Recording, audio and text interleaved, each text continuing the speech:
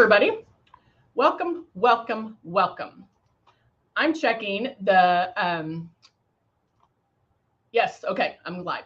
I was checking the camera and the sound to make sure you can hear me because it is Monday and those things seem to happen on Mondays where I'll be talking and no one can hear me. And I have a pretty loud voice, so I'm not sure why. Just kidding. I hope everybody had a great Monday. I am Heather, and we do come to you live each and every day, Monday through Thursday, 10:30 a.m. Central Time. It's a great way to see makeup being done, see the airbrush being done, regardless of whatever stage you're at. We know we have people that are just starting or wanting it. Hey, Jeannie, good to see you. Or wanting it or have had it for a while. And they come on and they ask questions about other products or how to get started, all of that. So we cover a lot, but it is a great way for you to ask questions. You can ask any question. It doesn't have to be about what we're discussing at the moment. It can be about anything. So there you go. But we do like to go over the beginnings, the basics of the kit. And so I like to show, this is one of our systems. This is the Icon. We also have the Icon Pro and the Legend. And then, of course, now we have the Breeze. And the Breeze is our new chargeable and cordless system. And, of course, everybody loves it. And so that's one I'll be using today. But it does come with 2 bottles of foundation, and they're 2 similar in color. Because that way, when you're ordering a range. Because, we don't know exactly what shade you are yet, but you are ordering a range of, so you're ordering like a fair, medium, tan, warm, and deep. So we give you the 2 colors so you can color match. But also remember, guys, we have 100% color match guarantee. So it doesn't matter if you are a little bit off or way off. We're going to make sure that you have the right shade. So don't forget that. But it does come with the 2 bottles of the foundation plus Love and blush. And the blush is super high pigmented. It does bloom on you, meaning it does intensify after applying it. So you're only going to want to use 2 drops of that blush. If you use more, what's going to happen? You're going to look crazy. All right. So now when you're getting started, this is what we want you to do. We want you to hold it 4 finger widths away from your face at all times when airbrushing the foundation. This is the perfect distance to get the application. You also want to move it around, move it around, move it around, move it around. Notice it's not a free-for-all. You're going to overlap, but you're never in one spot twice. So don't race, don't hurry, but watch yourself in the mirror and make sure every so often check to make sure you're that 4 finger widths away. The other big thing is to barely pull back on that trigger. You want very little makeup coming out. And what normally happens, good morning, Cindy. Good morning, Andrea. How are you? What happens when people get this home is they end up putting it on like traditional makeup. We're used to seeing traditional makeup when we apply it. When you airbrush, that's not how we want it. Okay. It goes on so light that you're going to question whether or not it's coming out, if you can believe that. All right. So let's go ahead and get started. I'm going to just do a kind of a, not a glam look, but kind of a, I'm feeling it today look, where we will do some eyeshadow. We'll do the coverage. Hey, Lori, we'll do it all so you can see what to use. Now, I do like talking about pre-coverage. Pre-coverage is something I do, whether it's a concealer, meaning eraser, X out, CC concealers, the color correctors. You'll pick one of those and then use that. Okay. Yes, it is live, and use that one. You're not going to pick this one and this one. We don't need to do that with airbrush, because remember, when you are airbrushing that on, you're not touching it. So it's not wiping anything away. So your coverage stays. I think today I'll use the light beige. I'm going to shake it up. Now, I use it underneath my eyes because I have dark circles. I even do it a little bit on my lids. And then I will kind of do it in this area because I have broken capillaries. I have, and I just remembered my airbrush died.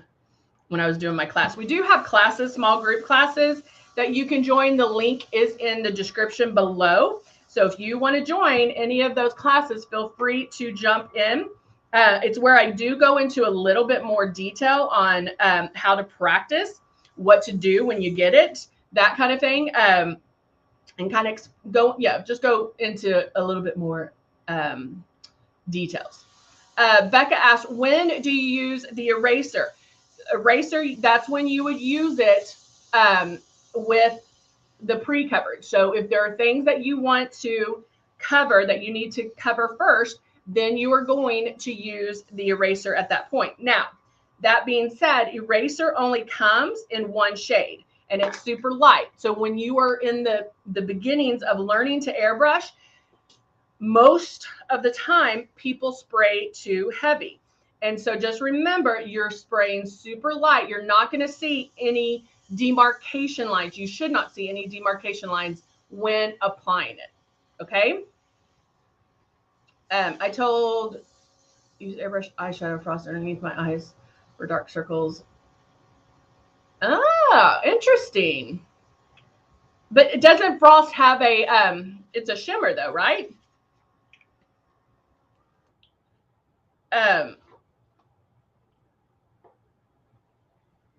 Eyeshadow for concealer.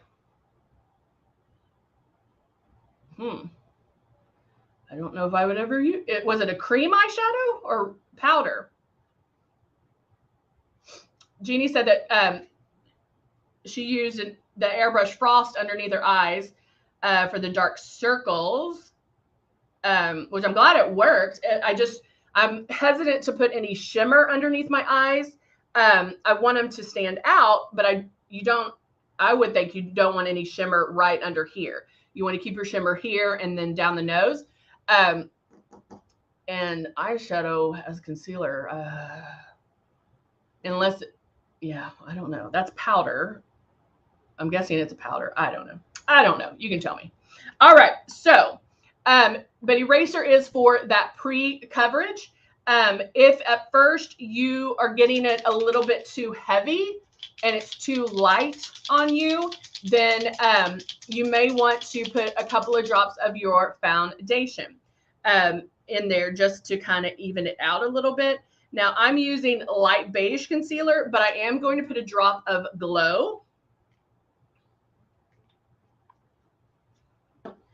And then turning on my system, I'm going to mix that in a little bit and then start. So I'm going to go back and forth. I'm making my movements first.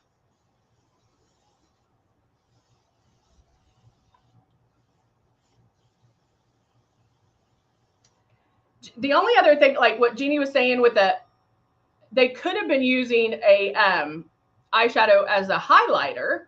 And you definitely, as long as it's matte, you could do that, but I wouldn't use it as a concealer per se.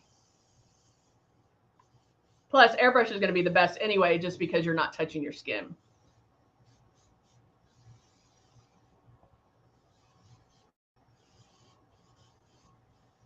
All right. So I'm just getting it right here underneath my eyes a little bit, and I'm starting that coverage. Now, you don't have to cover it 100%, but it should start to blur, and you can focus just on those problem areas. Now, if you have a precise, like a mole or a scar, like something, acne that you have to cover, you want to be focused on, you can do that. But you want to barely pull back on that trigger, even lighter, because sometimes we end up pulling too heavy on our trigger and we can get too much out, and then it'll look, but because this should blend, like I'm putting it under my eyes, but it should blend for you, right? You shouldn't see those demarcation lines. All right. So now I'm going to turn that off. So now I have my concealer, my pre-coverage done for concealer, but the airbrush. And didn't see the shimmer. Went a long way, so I sprayed light.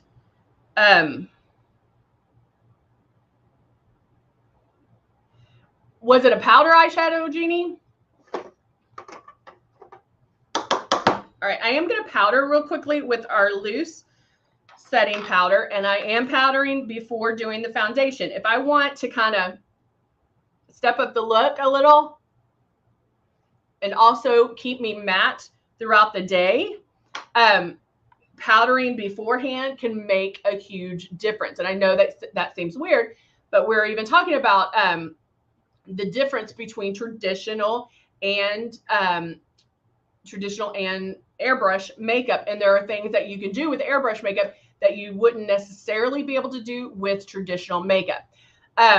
Andrea, I would say you probably would not need more than 3 drops of the for the Prism color corrector for that peach. All right. So now I've lightly powdered. I can go in. There's a couple of things I could do. I could finish my look. But you can also do eyes first. And so if I was going to do eyes first, I probably would have actually done them first before even doing the pre-coverage. And the reason for that is if you get fallout, if stuff falls underneath here, you're able to correct it and not mess up your airbrush. So I'm going to kind of backtrack a little and go in with some eyeshadow. But I don't know what colors I want to do today. Let's try a couple of them. Good morning, Pam. How are you? I'm trying not to go for the nude and naughty because you know that's my go-to. So I'm gonna grab a couple of brushes.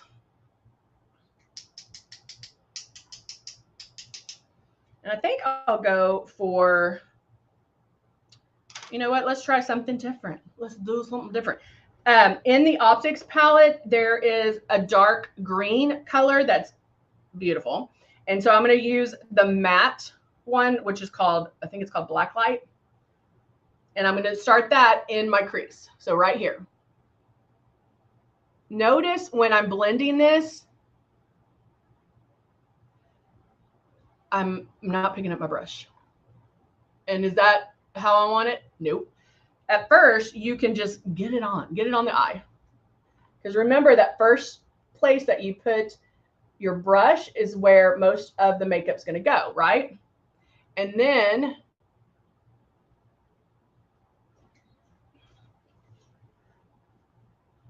Lori says, I never have fallout. Yeah, our products are very high pigmented. And so the fallout is going to be very minimal or none. And you're right. And so now it's just about blending. So I have it on, and I usually get a tissue or a paper towel. And then when I'm blending, I can brush off my brush a little bit and then go back.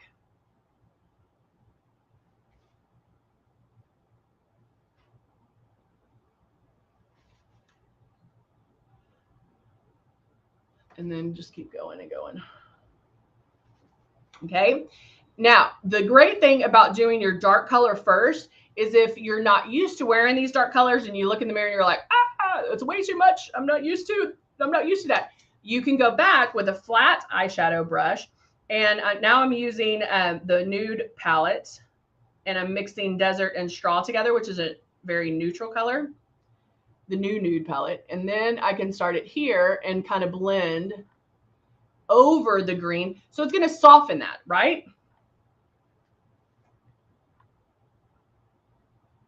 So that way you can kind of check yourself before you wreck yourself with that green eyeshadow. Do a little bit of the brow highlight. And then again, go back and blend.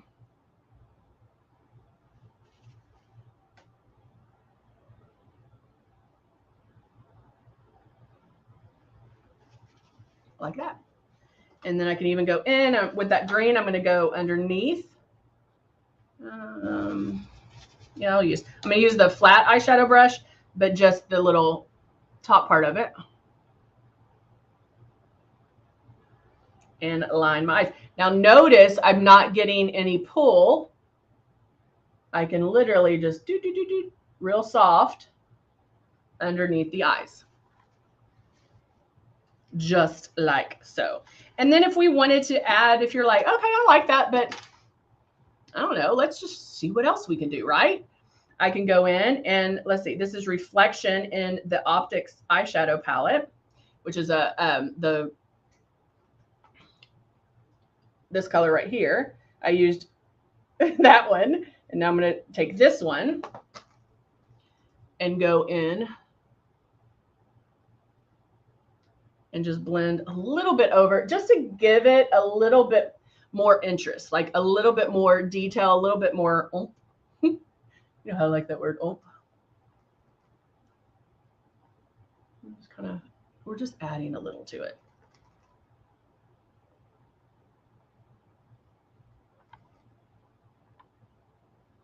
Right there and right there.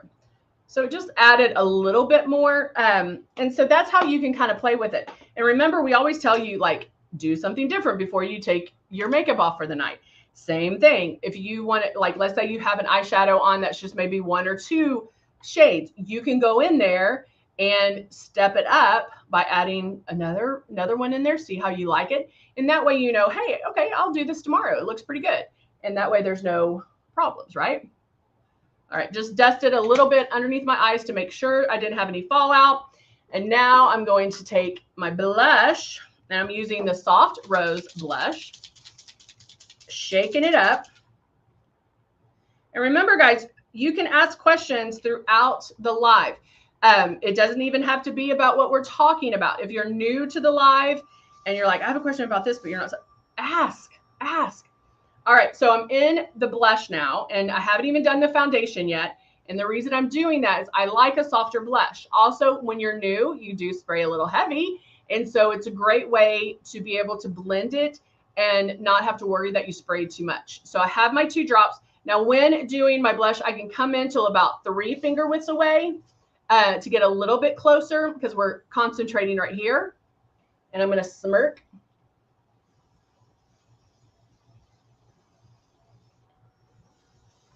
And go to the other side, give that a little bit time of dry time there. And then I can go back.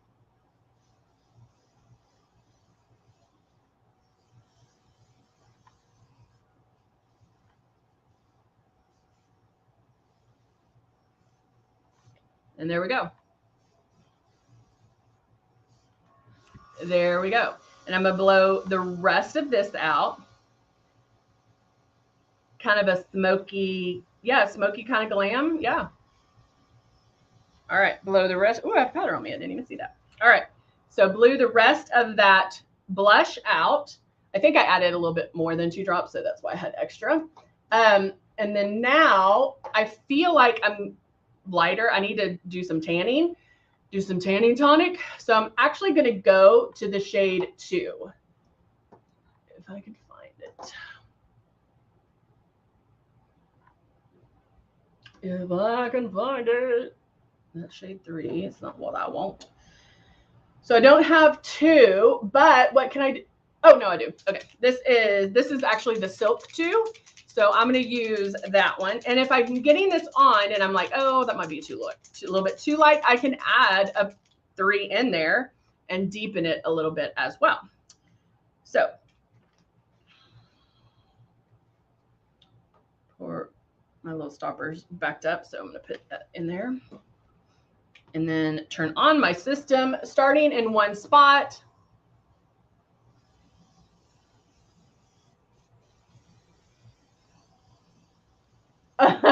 Lori, it's like riding a bike. It is like riding. It's the same thing. You know, you got it.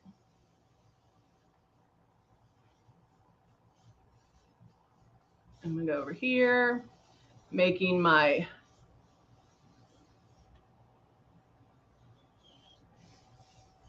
go down my neck, under my nose. I can go back and make sure that this blush is blended how I want it. See how it softens it a little bit? So it's not as intense, right? And then now, turn that off and I'll clean that. I'm going to use my trusty Dusty Rose.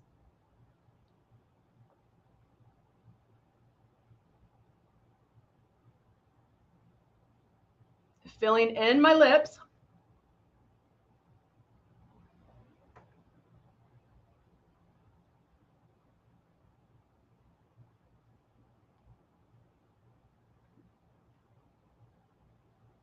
It probably does feel different going from the Breeze to the Icon or the Legend, but once you have Airbrush down, you don't forget. All right, now let's add mascara. And mascara makes a world of difference. Now, if I wanted to step this up a little bit more, I could line my eyes. And, you know, that might be something I do. But this really does show you how mascara really does frame your eyes.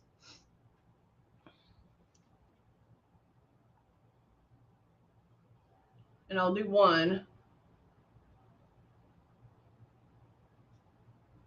just so you can see the difference. And see how, I mean, mascara really, really does. This is one of the things that, like if I was on stranded on a desert island, I would need my mascara for sure. Let me separate these. Whoop, I got a little mark there. Oh, this is a good time to talk about that. So let's say you're doing mascara and I just got that little dot right there. See it right here? And this is probably one of the hardest things to do is let it dry. If you get mascara on your skin, let it dry first. After it dries, it's a lot easier to clean because I can just go whoop and get it off. If I did it too quickly, it would smear. That's going to create more of a problem. So I'll wait till it dries, but every part of my insides wants to wipe it right now, but I'm going to wait until it dries and then I'll be able just to go bloop and it's done. The other thing is if you don't have thick lashes and you're like, oh, I wish I had thicker lash, line like right here, very subtle, the right at your lash line, like just tickle the lash line. And you can just boop, and that's going to make your lashes look fuller. It doesn't have to be like, if you looked at yourself, you're like, is she lined? Or, I mean, it's tiny, just a little bit, and it'll make a big difference. Andrea asked, how do you keep your hand balanced when spraying? Do you mean level where it's like this? So that's a good, you know, you just have, it's practice. It's watching yourself in the mirror do that, making sure that this is always level and pointed directly at you, especially when you switch over to this side, or because our tendency is to maybe go down, or, but just watch yourself in the mirror to make sure you are level and it's pointing directly at you. All right. So I'm going to go in right now and wipe that bad boy away. See, done. Done. It's done. So there you go. But look, see what a difference that makes. And I'll show you the lash. My mom does this a lot. She likes the Temptation eyeliner. So you can do it with Temptation. You can do it with the Persuasion, whichever one you're, I guess I could use it. This is, make sure this is black. Yeah. So I always, my go-to is the Persuasion. But if I go in, and this is the Temptation, I just kind of swirl that around so it's not soaked with the eyeliner. I mean, because it can be very precise. And just right at my lash line, I'm just going to add that.